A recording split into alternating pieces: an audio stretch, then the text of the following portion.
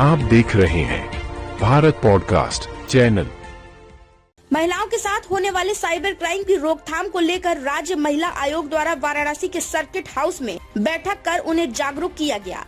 राज्य महिला आयोग की सदस्य गीता विश्वकर्मा ने बताया कि 2-3 आपराधिक मामले आए जिसमें कार्रवाई हो रही है। महिला सुरक्षा को लेकर राज्य महिला आयोग की सदस्य ने कहा, पुलिस के ऊपर बड़ी जिम्मेदारी है कि महिलाएं रात को निकले तो उनकी सुरक्षा का ध्यान दे, लेकिन वही लापरवाही करेंगे तो फिर कैसे सब चलेगा। अधिवक्ताओं के लिए कहा, वो छोटे मुद्दे को बड़ा न बनाए और महिलाओं से पैसे अधिक न ले और न्याय प्रणाली को बेहतर बनाए। हम दोनों पक्षों की सुनवाई करते हैं, केवल एक पक्षी सुनवाई नहीं करते और हमारे यहाँ 90 दिन की प्रणाली होती है। राज्य महिला आयोग की सदस्य गीता विश्वकर्मा ने सरकार से मांग की कि पुरुष आयोग भी बनाना चाहिए।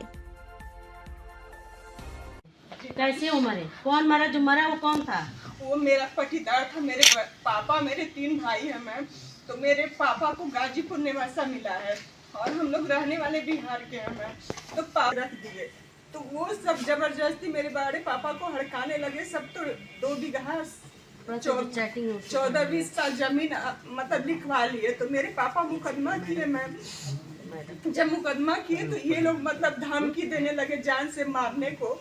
मेरे भाई को जो कि गोली भी मार दी गई है। सिंह हॉस्पिटल में एडमिट था मेरा भाई और कुछ पुलिस प्रशासन कुछ नहीं की मैम। 2007 की बात हम आपको बता रहे हैं। उसके बाद उसके पटीदारी उसको मार दिया। मेरे मतलब भाई लोग कोई नहीं मारे हैं मैम और फंसा दिया गया। इस पे कुछ मेरे पति 2007 में से गिरफ्तार थे तो 3.5 साल पे छूटे। फिर 2021 में आजीवन सजा हो गया है।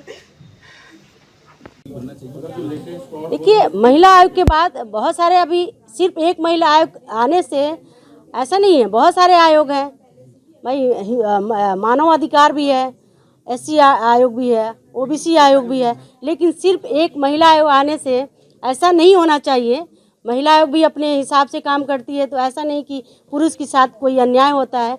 इन केस अगर जो बंद 4 कमरों के बीच में, बंद अपने घरों के बीच में अगर जो कोई हादसा होता है तो उसमें तो भाई बहुत ही सोच समझ के फैसला लेना पड़ता है, क्योंकि बंद कमरों में जो अपराध होता है तो वो उसमें बहुत सारी चीज़ों को वेरीफाई करने में समय लगता है। देखिए, हम क्यों नहीं चाहेंगे पुरुष आयोग बनना चाहिए।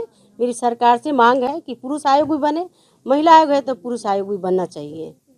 ठीक है, 4 प्रकरण आए हुए हैं जिसमें 2-3 के खिलाफ चार्जशीट लग गई है। 2 में FIR थी, 1 में चार्जशीट लग गई है। 2 में FIR है और 2 में चार्जशीट लगी हुई है। और 2 मैं एक चीज़ और बताना चाहती हूँ कि जैसे हमारे साथ में एडवोकेट हैं, मैं उनको भी बताना चाहती हूँ, जो हमारे अधिवक्ता भाई हैं या बहनें हैं, तो मैं उनको भी बताना चाहती हूँ कि अगर जो आपके पास कोई ऐसी असहाय बहनें आ रही हैं तो उनकी पूरी मदद करें। अगर जो छोटा सा केस को आप बड़ा बना के तमाम तरीके के आप उस पर आर्टिकल बढ़ाते हैं तो ये भी महिलाओं के साथ अच्छी बात नहीं है। तमाम तरीके के आप छोटे छोटे कार्यों में उनसे पैसे मांग करते हैं तो ये अच्छी बात नहीं है। अपने इस बिहेवियर में थोड़ा कंट्रोल लाएं और महिलाओं को अच्छी एक न्याय प्रणाली के आगे उनके मदद करें। अगर बात की जाए तो महिलाओं के साथ साथ पुरुष भी अब शिकार हो रहे हैं। कभी कभी महिलाएं क्या होता है उनके ऊपर जबरन आरोप लगा देती हैं, तो उनको आप लोग कैसे आगे की तैयारी करते हैं? देखिए, महिलाएं जबरन केस लगाती हैं तो ऐसा नहीं है कि हम जब जन सुनवाई करते हैं तो सिर्फ महिलाओं को देख के हम कोई भी फैसला सुना दें, ऐसा नहीं है। हम दोनों पक्ष की सुनवाई करते हैं। दोनों पक्ष की जब सुनवाई करते हैं, जो उचित होता है वही हम कार्रवाई करते हैं। अन्यथा ऐसा नहीं है कि हमारा महिला आयोग किसी महिला के बढ़ावे में आके कि वो हमारे पास आई, हमने उसका शिकायत सुना और एक तरफा हमने कोई जजमेंट सुना दिया, ऐसा बिल्कुल भी नहीं है। हम दोनों पक्ष की सुनवाई करते हैं। हमारे यहाँ 90 दिन का प्रावधान है। जो भी मैटर आता है तो हम उसको पहले सुनते हैं। सुनने के बाद हम दोनों पक्ष को अपने कमीशन में बुलाते हैं, उत्तर प्रदेश राज्य महिला आयोग में, या जन सुनवाई के माध्यम से। किसी प्रकार के हम कोई भी निर्णय पे तब तक नहीं पहुंचते हैं जब तक कि हम दोनों पक्ष की सुनवाई अच्छे ढंग से ना कर लें। चल रही है जो ये सुनवाई, इसमें क्या मकसद था? और अभी कुछ केसेस आए जिसे भी हमने देखा, जिसमें मैम ने बताया कि उसमें चीज़ें भी फाइनलाइज हो गई हैं और सितंबर में ही उसमें चार्जशीट भी दाखिल होगी। तो किस तरह के अभी केसेस आए हैं और उनको किस तरह के हैंडल किए गए? देखिए, अभी तो केस तो अभी जन सुनवाई के माध्यम अभी बाकी है। अभी कुछ हमारे पास 2-3 प्रकरण आए हैं जिसमें चार्जशीट अपराधियों के खिलाफ लग गया है और जल्दी ही उनके उस मामले में कार्रवाई भी हो जाएगी, हो भी गई है।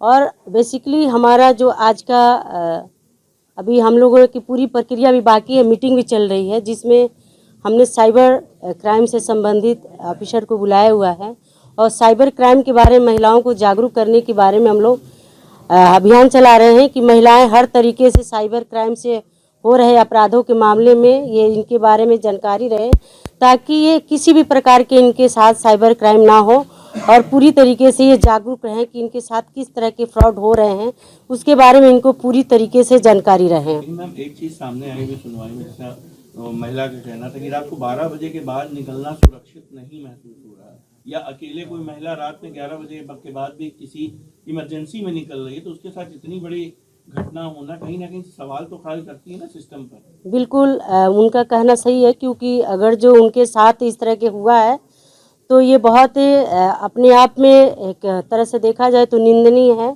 और वो भी बाबा की नगरी में, तो ये भी बहुत अपने आप में है, क्योंकि काशी स्वयं बाबा की नगरी है और हमारे प्रधानमंत्री जी की कॉन्स्टिट्यूंसी भी है। तो इसमें किसी भी तरीके के अगर जो ज़रा सा भी कुछ लेकिन या बट होता है तो तमाम तरीके के बात उभरने लगते हैं। तो मैं ये आपके चैनल के माध्यम से मैं बताना चाहती हूँ कि हमारे जो भी यूपी पुलिस है अमूमन रात की 112 डायल ड्यूटी करती है। जो महिलाएं कभी भी रात में अगर जो अकेले जाती हैं, अगर जो आपसे सहायता मांगती हैं, तो निस्संदेह आप उनकी सहायता करें, क्योंकि आप ही उनके लिए सब कुछ होते हैं। क्योंकि वो बेफिक्र अगर जो घर से निकलती हैं तो सिर्फ और सिर्फ आपके भरोसे, क्योंकि आपकी ऑन ड्यूटी रहती है, नाइट ड्यूटी रहती है। जब घर में उसके पेरेंट्स नहीं, अगर जो अकेली निकलती है तो ये पूरी जिम्मेदारी होती है आपकी कि सुरक्षित उसको उसके गंतव्य स्थल तक पहुंचाए। अगर जो आप किसी प्रकार के उस महिला के साथ अगर जो आप ही बदसलूकी करेंगे तो हम न्याय प्रणाली में कैसे महिलाओं को न्याय दिलाने की बात करेंगे।